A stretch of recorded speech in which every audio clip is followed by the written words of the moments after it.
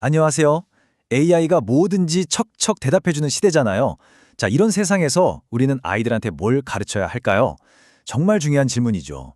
이 질문에 대한 실마리를 찾아서 2025 디지털 세이프 포럼의 핵심 내용들을 지금부터 하나하나 뜯어보겠습니다. 자, 먼저 교육 현장에서 온 이 한마디부터 시작해 볼게요. 이게 모든 걸 말해주는 것 같아요. 단순히 기술을 가르치는 게 아니라 아이들의 마음을 여는 것. 바로 이게 오늘 우리가 살펴볼 해법의 가장 중요한 포인트입니다.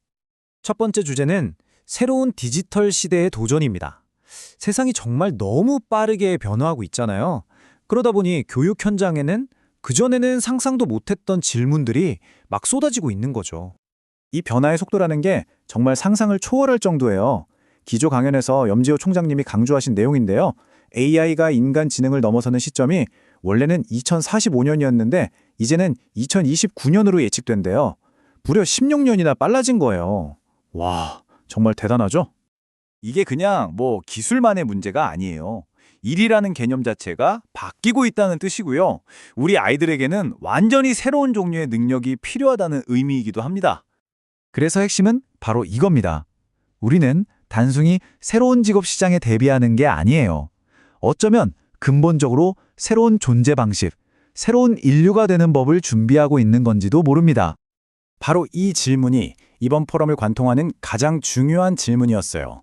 AI가 1초 만에 정답을 알려주는 세상에서 교육의 초점은 당연히 바뀌어야겠죠. 단순한 지식암기가 아니라 오직 인간만이 가질 수 있는 그런 능력에 맞춰져야 한다는 겁니다. 그렇다면 그의 해답은 대체 뭘까요? 포럼에서는 아주 실용적이고 현실적인 대안을 제시했는데요. 바로 사이버 어울림이라는 프로그램입니다. 이 사이버 어울림은요, 그냥 또 하나의 복잡하고 어려운 교육과정이 아니에요. 오히려 바쁜 선생님들이라도 누구나 바로 교실에서 쓸 수 있도록 만든 일종의 올인원 키트 같은 거라고 생각하시면 돼요. 한번 보세요. 수업 계획안부터 발표 자료, 학생들 활동지, 심지어 영상 자료까지 교사에게 필요한 모든 게 이 안에 다 들어있습니다. 정말 쉽고 편하게 바로 시작할 수 있겠죠? 자, 그럼 이제 진짜 재밌는 부분입니다. 이 도구들이 교실에서 실제로 어떻게 아이들의 마음을 움직이는지 구체적인 활동들을 한번 들여다볼까요? 예를 들면 이런 놀라운 수업이 있어요. 아이들이 AI 음악 도구를 사용해서 자기 마음속에 있는 불안한 감정을 직접 음악으로 만들어 보는 거예요. 그러면서 자기 감정을 어떻게 다루는지 배우게 되는 거죠. 정말 멋지지 않나요? AI에 대해서 그냥 배우기만 하는 게 아니라 그걸 도구로 써서 자기 자신을 이해하는 거예요. 바로 이 지점에서 기술과 감성이 만나는 거죠. 또 다른 활동에서는요, 무드미터라는 아주 간단한 색상표를 써요. 아이들이 온라인에서 겪는 여러 경험들을 자기 감정과 연결짓도록 도와주는 거죠. 여기 학생이 한 말을 직접 들어보세요. 자기 감정을 노란색이라고 이름 붙이고 표현할 수 있게 된 것만으로도 아이들한테는 정말 큰 변화가 시작된 겁니다. 근데 프로그램은 여기서 끝나지 않아요. 눈에 보이지 않아서 더 어려운 문제죠. 바로 온라인상의 경계에 대한 건데요. 아주 영리한 역할극으로 이 문제를 다루더라고요.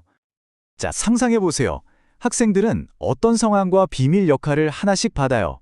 그리고 자기가 느끼는 감정의 정도를 1부터 10까지의 숫자 위에서 직접 몸으로 표현하는 겁니다.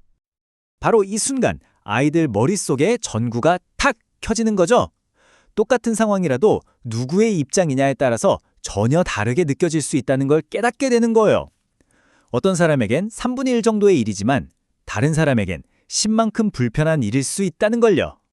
결국 이 모든 활동이 가리키는 단 하나의 가치는 바로 공감입니다.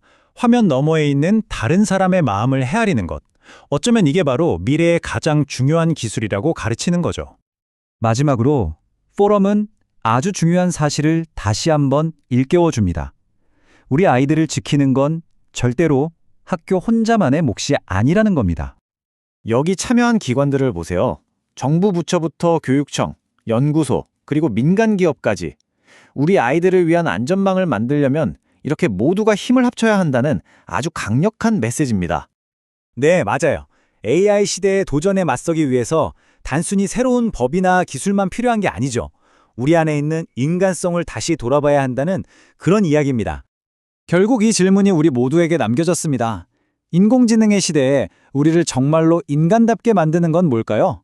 어쩌면 기술이 발전할수록 역설적이게도 우리는 공감이나 창의성 같은 가장 인간적인 가치에 더 집중해야 하는 건지도 모르겠습니다.